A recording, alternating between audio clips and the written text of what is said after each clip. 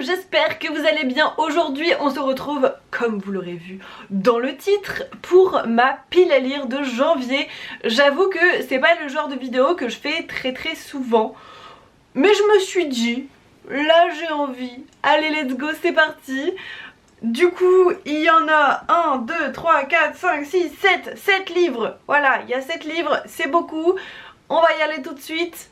Abonnez-vous, likez la vidéo, commentez la vidéo, surtout avec vos lectures que vous allez effectuer vous de votre côté en janvier. Vous me dites tout ça dans les commentaires, j'ai très envie, et n'oubliez pas de partager, enfin bref, tout ça, parce que ça aide évidemment moi, tout simplement.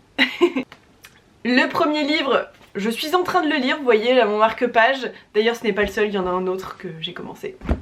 C'est une grosse pavasse. Donc celui-ci, il s'agit de Les Lumières de Septembre de Carlos Ruiz Zafón. C'est le 3e et dernier tome de la trilogie de la brume. Si je dis pas de bêtises, oui c'est ça, le cycle de la brume. Voilà, Carlos Ruiz Zafón, c'est un de mes auteurs chouchous. C'est un auteur qui a une façon d'écrire assez particulière. Malheureusement c'est un auteur qui est décédé il y a quelques années et on n'aura plus d'autres textes, plus de nouveaux textes.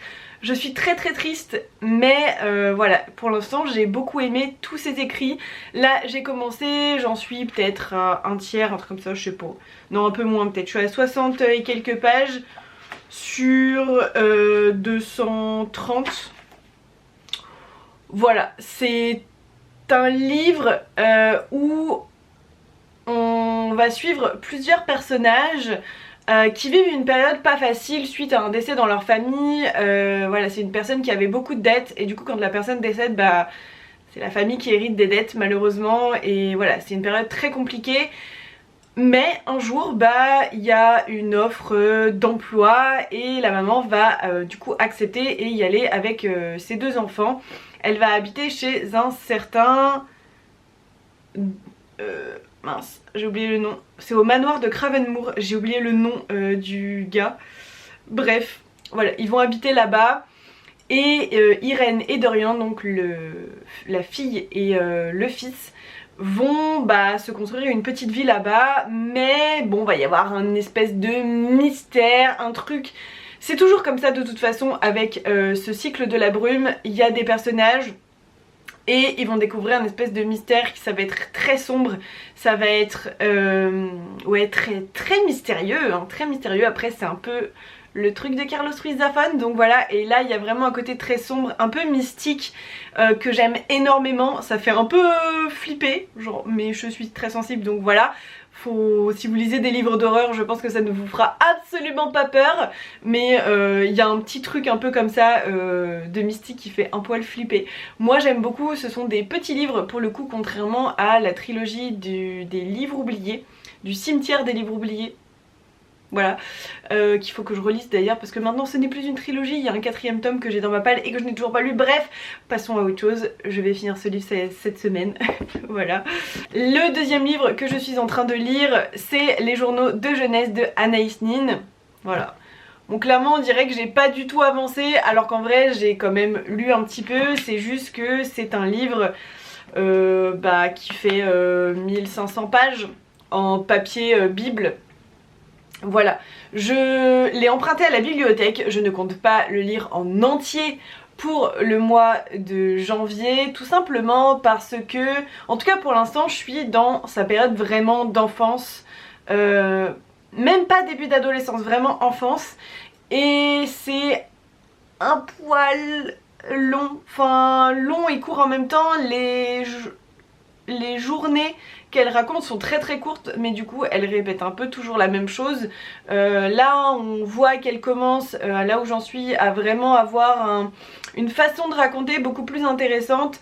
Mais après ça reste un énorme livre et ça reste un journal. C'est pas, il n'y a pas d'intrigue ou quoi que ce soit, c'est vraiment sa vie, c'est super intéressant, il y a des choses que j'ai envie de découvrir mais je sais que ça va prendre probablement très longtemps avant que je puisse terminer tous ses journaux parce qu'il y a celui-ci mais il y a encore 5 autres tomes qui sont plus petits mais malgré tout quand même. Là je crois qu'il y a l'équivalent de 3 bouquins des anciennes publications mais avec une retraduction, avec tous les moments qui avaient été aussi pourquoi pas coupés, etc. Bref. Voilà, je suis très curieuse de sa vie donc je vais continuer mais voilà, doucement mais sûrement. Attention, la table va trembler. Voilà. Oui, j'ai fait exprès. C'est juste pour insister sur le fait que ce livre est très lourd et très gros et que du coup c'est très dur de le lire, c'est très lourd. Voilà. Troisième lecture de ce mois-ci, il y a des petits post-it. Pourquoi? Parce que c'est la lecture commune du mois de janvier pour le club de lecture Page Filante. N'hésitez pas à aller voir sous la vidéo, dans la description, vous aurez les liens de la chaîne Twitch, du Discord, etc. Toutes les infos sont aussi sur mon site internet. Bref. Voilà. Du coup, il s'agit de La Servante écarlate de Margaret Atwood qui est dans ma bibliothèque depuis plusieurs années mais que j'ai toujours pas lu malgré les nombreuses recommandations, nombreux avis très positifs, nombreuses personnes qui me disent Sarah, ça va te plaire, c'est sûr, ça va te plaire, lis-le. Voilà, je pense notamment à Lisa, voilà, le chasse-livre, qui m'a bien incité à lire ce livre, mais je suis une petite flippette et je suis très sensible et ça me rassure de me dire qu'on va le lire en lecture commune à plusieurs, voilà, tous ensemble dans le club de lecture. Ça va être trop cool. Si vous ne connaissez pas de quoi ça parle, bah je suis désolée mais vous vivez dans une grotte.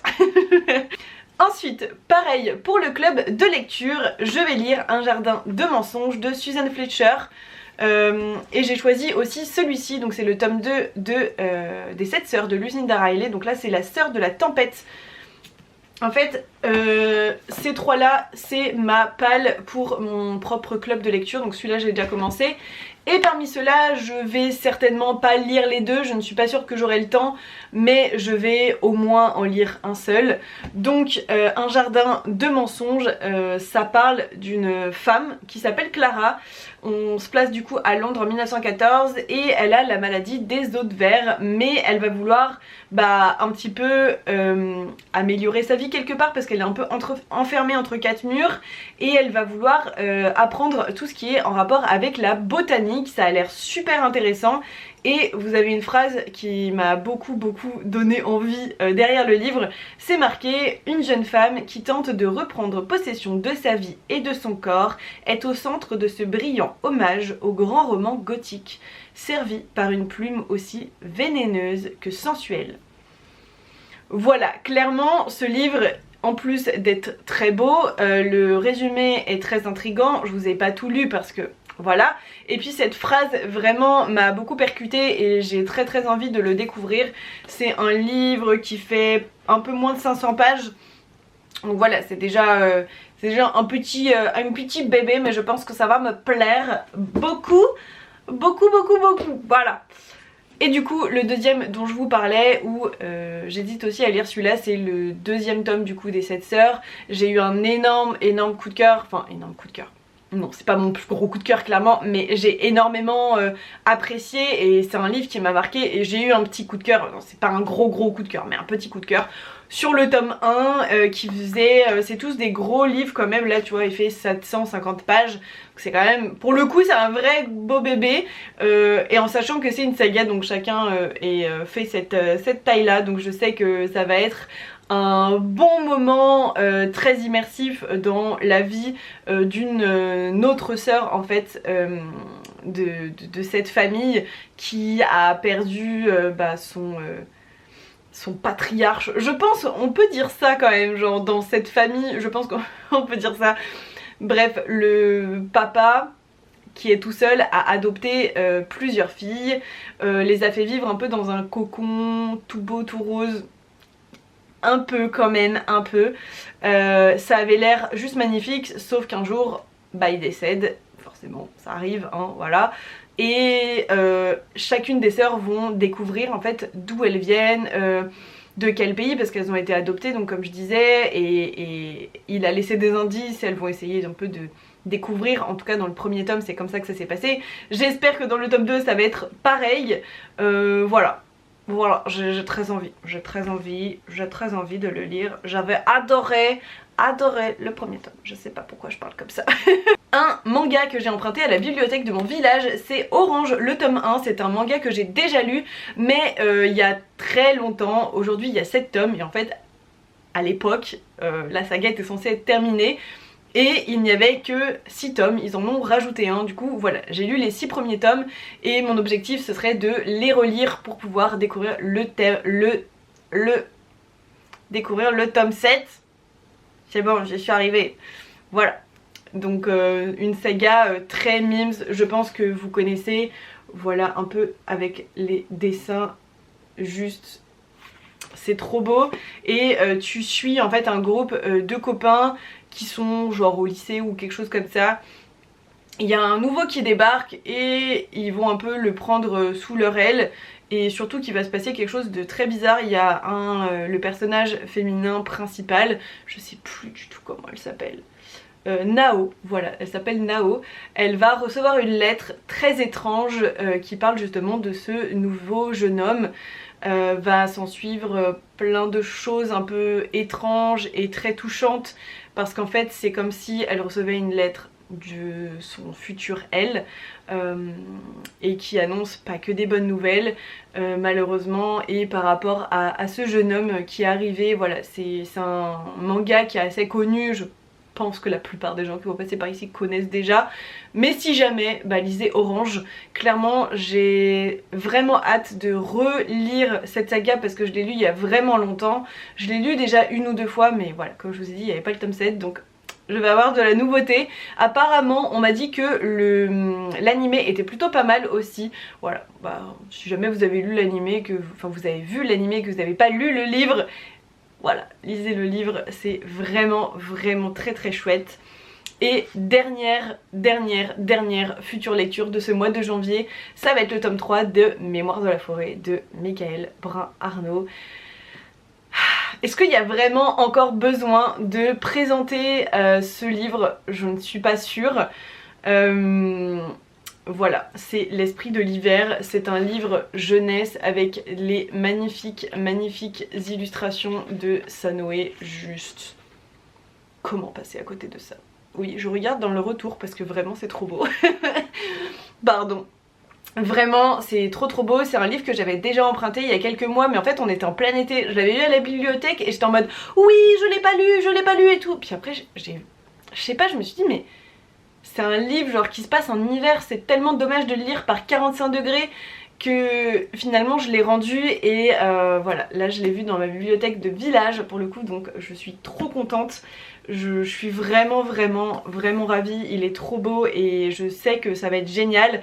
Il y a une personne, j'ai fait un petit TikTok en montrant bah, mes emprunts bibliothèque de ce week-end, voilà parce que je les ai vraiment empruntés il y a 3 jours, 2 jours, non 2 jours, et j'ai fait un petit TikTok et il y a une personne que j'aime beaucoup suivre, je saurais même plus dire son pseudo, j'ai oublié, mais voilà, j'aime beaucoup suivre cette fille et elle m'a dit que c'était son tome préféré en sachant que le tome 1 j'avais adoré, le tome 2 j'ai vraiment beaucoup aimé aussi.